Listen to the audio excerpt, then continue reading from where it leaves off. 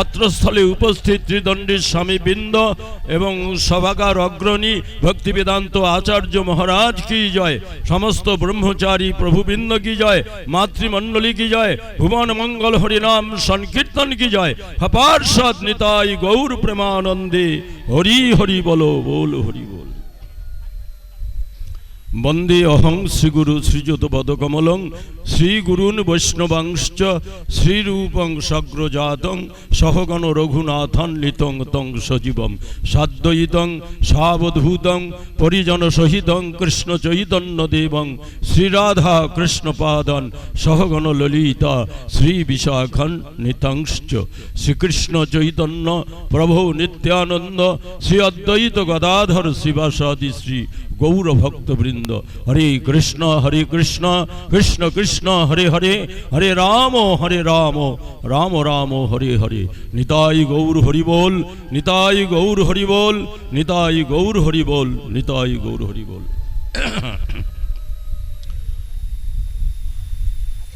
ভক্তবৃন্দ, মাতৃমণ্ডলী, আমরা কৃষ্ণ জয় রাধে সভার কার্যে প্রবেশ করছি।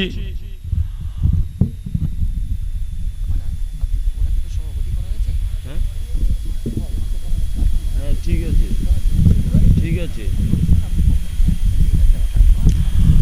ও আজকের এই ধর্মসভা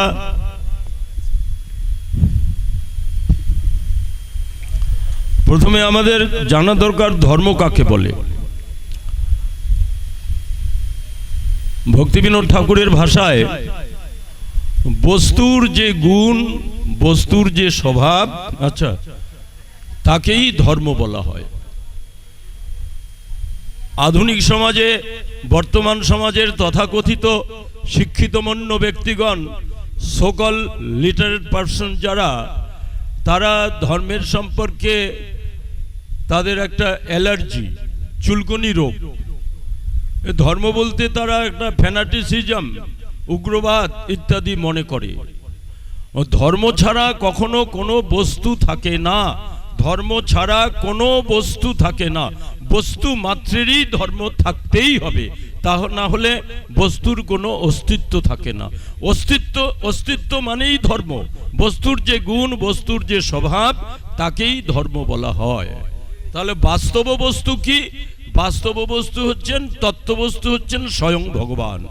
স্বয়ং ভগবান হচ্ছেন তত্ত্ববস্তু, আর সেই স্বয়ং ভগবান তত্ত্ববস্তুর অংশ হচ্ছে পরমাত্মা, জীবাত্মা। অতএব অনুর বৃহতের অভিগমন, এটাই হচ্ছে ধর্মের স্বভাব। আমরা অনু চৈতন্য জীব, বৃহৎ চৈতন্য ভগবানের দিকে আমরা ধাবিত হব শ্রবণ কীর্তন ইত্যাদির দ্বারায়। এটি হচ্ছে গৌড়ীয় বৈষ্ণব ধর্ম। সেই ধর্মসভা আমরা সভ্যগণ এখানে সমবেত হয়েছি। যাই হোক, এই ধর্মসভায় সভাপতি হচ্ছেন বেদান্ত সমিতির, গৌড়ীয় বেদান্ত সমিতির সভাপতি প্রতিষ্ঠাতা শ্রীল ভক্তি প্রজ্ঞান কেশব গোস্বামী মহারাজ, আমাদের শিক্ষাগুরু, অভিন্ন গুরুপাদ পদ্ম। তার বর্তমান সময়ে প্রবীণ শিষ্য, আমাদের সকলকার প্রবীণ ভক্তি বেদান্ত আচার্য মহারাজ, তিনি মুখ্যত সভাপতি। আমি তার ছায়া প্রতিভু রূপে এখানে বসেছি। তো আমরা সভার কার্য শুরু করব। আমাদের উপলক্ষ হচ্ছে আচার্যের শুভাবির্ভাব তিথি। ভক্তি বেদান্ত পর্যটক গোস্বামী মহারাজ শ্রীল ভক্তি প্রজ্ঞান কেশব গোস্বামী মহারাজ, তিনি তার অন্তিম ইচ্ছা প্রকাশ করে গিয়েছিলেন। তার অবর্তমানে সুদীর্ঘকাল আমাদের শিক্ষাগুরু ভক্তি বেদান্ত বামন গোস্বামী মহারাজ অতি অপূর্ব সুচারুরূপে তিনি দেবানন্দ গৌড়ীয় মঠ বেদান্ত সমিতির প্রচার প্রসার ঘটিয়ে গিয়েছিলেন। অগণিত ভক্তবৃন্দ রেখে গিয়েছেন তিনি। আর কেশব গোস্বামী মহারাজ তিনি তখনই বর্ণনা করে গিয়েছিলেন তার ইচ্ছাপত্রে যে ভক্তিবেদান্ত বামন গোস্বামী মহারাজের অবর্তমানে ভক্তিবেদান্ত পর্যটক গোস্বামী মহারাজ দেবানন্দ গৌড়িয়া মঠের দায়িত্বভার পালন করবেন এবং সেই অনুযায়ী তিনিও দীর্ঘকাল দেবানন্দ গৌড়িয়া মঠের সভাপতিত্ব আচার্যের আসন অলঙ্কৃত করে তিনি আমাদেরকে রেখে তিনি তার বিনোদ বিহারী জিউর নিত্য সেবায় আত্মনিয়োগ করেছেন। তারই আজকে শুভাবির্ভাব তিথি উপলক্ষে এই ধর্মসভার আয়োজন। তো আজকে এই ধর্মসভায় সর্বপ্রথম আমি সকলের বরেণ্য সকলের অগ্রগণ্য আমাদের আচার্য মহারাজ ভক্তিবেদান্ত আচার্য মহারাজ ওনার চরণে আমি নিবেদন করছি উনি যতক্ষণ পারেন আমাদের একটু অমূল্য কথা শুনিয়ে আমাদের তৃষিত প্রাণ শান্ত স্নিগ্ধ করুন। হরে কৃষ্ণ। নাম শ্রেষ্ঠং মনুমপি শশী পুত্রাত্র স্বরূপং রূপং তস্যাগ্রজং মুরুপুরিং মাথুরিং গোষ্ঠবাটিং রাধা কুণ্ডং গিরিবরমহু রাধিকা মাধবসং প্রাপ্ত যস্য প্রতিচ কৃপয়া শ্রীগুরুং তং নত अस्मि।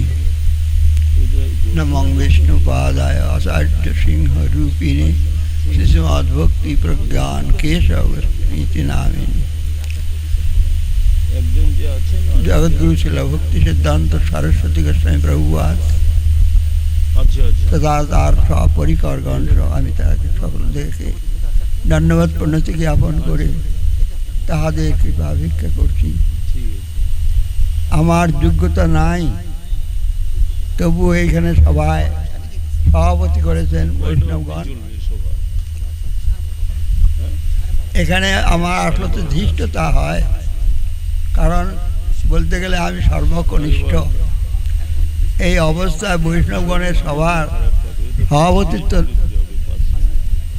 পদে আসীন হওয়া, এটা হয়তো তাদের অহেতুই কৃপা, তার জন্যই এটা সম্ভব হয়েছে। যা হোক, আমার তো অনেক ভুল ত্রুটি রয়েছে, অনর্থগ্রস্ত জীব আমি। এই অনর্থগ্রস্ত জীবের কখনোই নিত্য মঙ্গল হওয়া সম্ভব নয়। এটি হলো আমাদের বিষয়বস্তুর তাৎপর্য। এই যে অনর্থ, কাম ক্রোধ লোভ মোহ মদ মাৎসর্য ইত্যাদি যে অনর্থ সমূহ, এই অনর্থ সমূহের মধ্যেও আমাদিগকে সেই নিত্যবস্তুর সন্ধানে অগ্রগামী হইতে হবে। এটি জীবনের একটা ব্রত। ভক্তগণ অর্থাৎ ভগবানের পার্শ্ব যারা থাকেন, তারা জগতে আসেন, তারা শিক্ষা দেওয়ার জন্য আসেন। যাজন করবে কি করে সেটাই শিক্ষা দেওয়ার জন্য তারা আসেন। তারা কিন্তু সাধন ভজন করার জন্য আসেন এটা নয়, কিন্তু নিজে আচর্য ধর্ম পড়ার শেখায়, সেই কৃষ্ণ তত্ত্ববেত্তা জানিও নিশ্চয়। এই কথার তাৎপর্যকে লক্ষ্য রেখেই তার জীবনের দর্শন।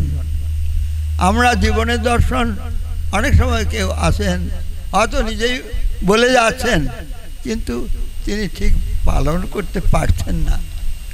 এই জন্য বলছেন না, নিজে আচরিয়া নিজে আচরণ করে সেটার শিক্ষা দিতে হবে, তবে সার্থকতা।